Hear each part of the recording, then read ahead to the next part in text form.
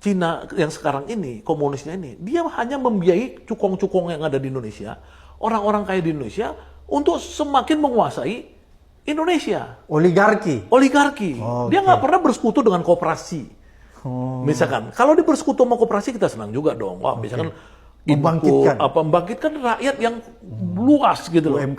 UMKM dan lain, nggak ada. Cina ini nggak peduli, rakyat Indonesia mati nggak peduli. Dan karena dia ini di seluruh dunia, dia memang terkenal dengan debt trap, memperangkap orang dengan utang.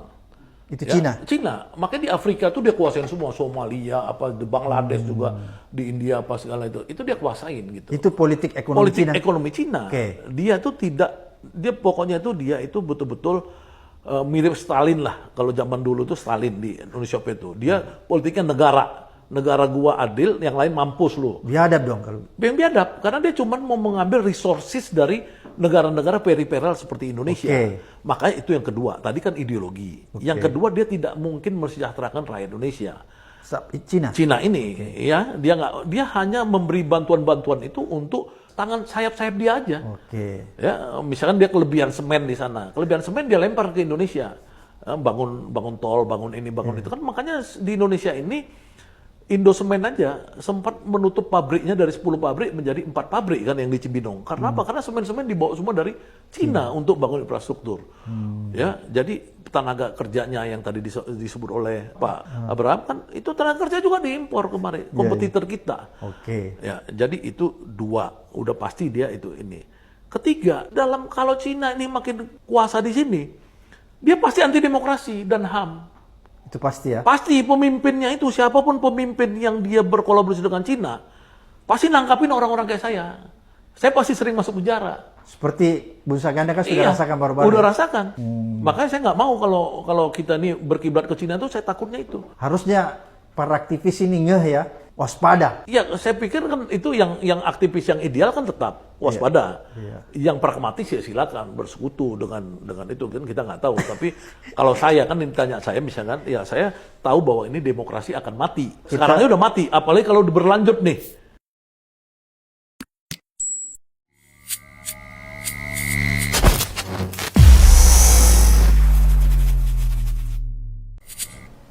Bismillahirrahmanirrahim. Assalamualaikum warahmatullahi wabarakatuh. Waalaikumsalam warahmatullahi wabarakatuh. Ini senior saya ini.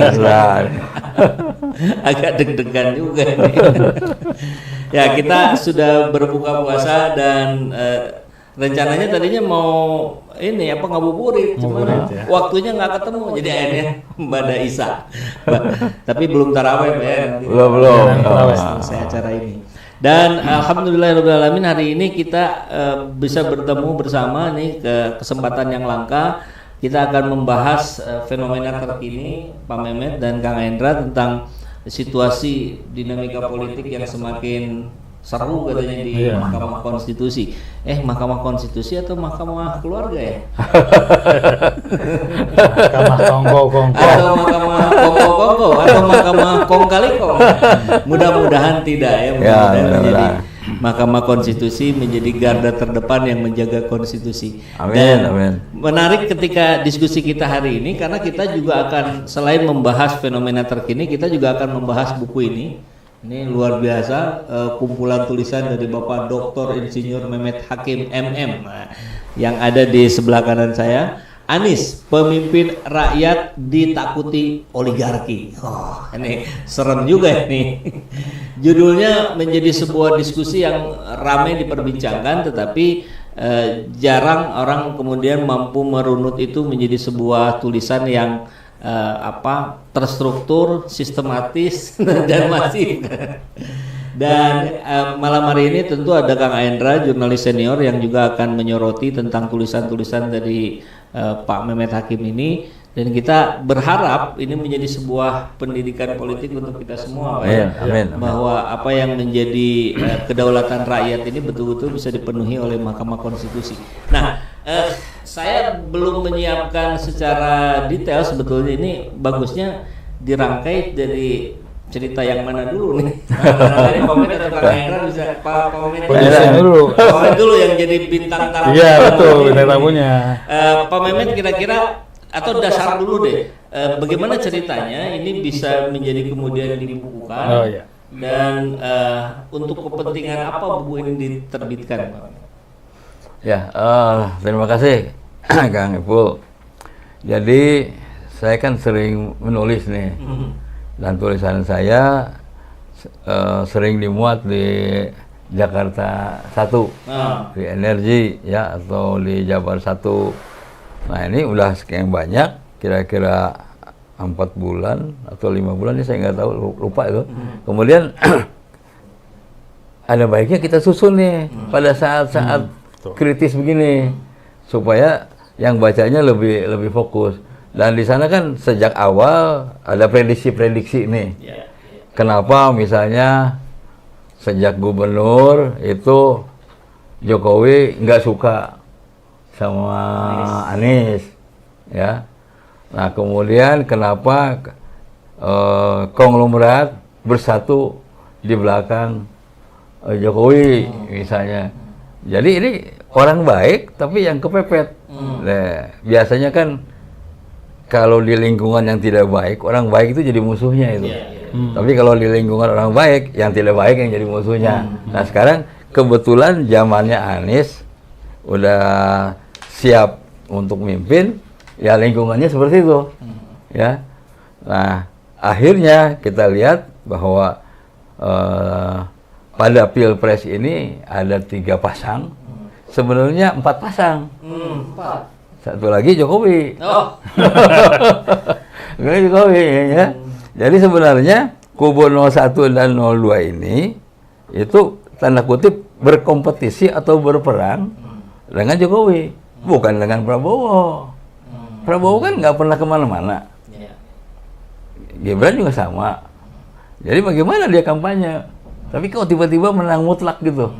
Nah ini kan ada sesuatu yang nggak beres nih ya. Dan saya dulu mungkin termasuk bapak-bapak juga semua pendukung Prabowo nih. Saya sampai dibela-belain ya segala macam tenaga dan upaya tuh untuk dukung beliau ya. Dan saat itu belum terbuka gitu ya permasalahannya. Nah sekarang ada calon yang lebih baik untuk memimpin bangsa ini. Nah karena semangat itulah kita coba walaupun sementara ini dianggap nggak menang atau kalah, tapi mudah-mudahan buku ini ada manfaatnya. Karena di sana diuraikan bagaimana lingkungan politiknya, kemudian sosialnya, bahkan ekonomi secara global, termasuk pajak, kemudian lingkungan atau inilah ketimpangan yang begitu parah ya antara yang si kaya dan si miskin, dan kenapa sih dia dibenci dan sebagainya, itu ada semua di sini. Nah, mudah-mudahan Masuk ini pemberantasan korupsi ya. termasuk korupsinya udah masuk ke sana, dan kita ingin ini dibagi gratis. Tapi kalau boleh sedikit clue-nya Pak Mehmet, kira-kira apa sebab Anies yang menjadi pemimpin rakyat ini ditakuti oligarki? Nah, kalau kita lihat itu kembali waktu dia jadi gubernur sebenarnya. Anies berani menolak reklamasi. Itu salah satunya. Sehingga orang-orang, jadi oligarki ini ada 2. Oligarki sipit dan oligarki hitam. Nah, yang hitam ini nggak terlalu inilah. Dia masih bisa ke sana, bisa ke sini. Nah, yang sipit ini itu yang bahaya. Karena di sinilah perwakilan RRC juga nyambungnya ke situ, ya. Jadi poros Jakarta Beijing itu tidak lepas dari pengaruh konglomerat sipit ini. Saya ingat nih, hari-hari ini Pak Prabowo sedang di Cina ya. Ya, memang kita banyak ketergantungan pada Cina, dari mulai pertanian ya, sampai persenjataan, sampai uangnya. Jangan lupa loh, Cina itu utangnya gede, paling besar atau kedua di dunia nih utangnya. Tapi dia utang untuk dibayar lagi pada orang lain, ya. Amerika juga sama, begitu. Dia utang dia gede, tapi dipinjamnya lagi sama orang lain, sehingga orang lain itu tergantung pada dia, dan itulah untuk pengikatnya. Nah ini ilmu ini dipakai oleh Jokowi. Jadi para menteri-menterinya itu disuruh korupsi dulu, dibiarin aja. Disuruh korupsi? Bukan disuruh lah. Apa dibiarin? Oh. Dibiarin korupsi. Tapi Setelah ketahuan, dikunci ya. dikunci. Nah, jadi semua lulut. Lulutnya apa? Manut ya. Manut. Jadi lulut. Terkengkang sebenarnya. Nah inilah ilmu apa namanya, ilmu jahatnya ya. Nggak ada kawan, nggak ada teman. Kalau sudah dibegitukan ya udah akhirnya ini. Nah ini itulah yang memotivasi kenapa ini pokoknya diterbitkan. Baik. Dan yang tidak kalah menariknya adalah ini editornya juga adalah Kang Aindra. Ini jurnalis senior. Dan yang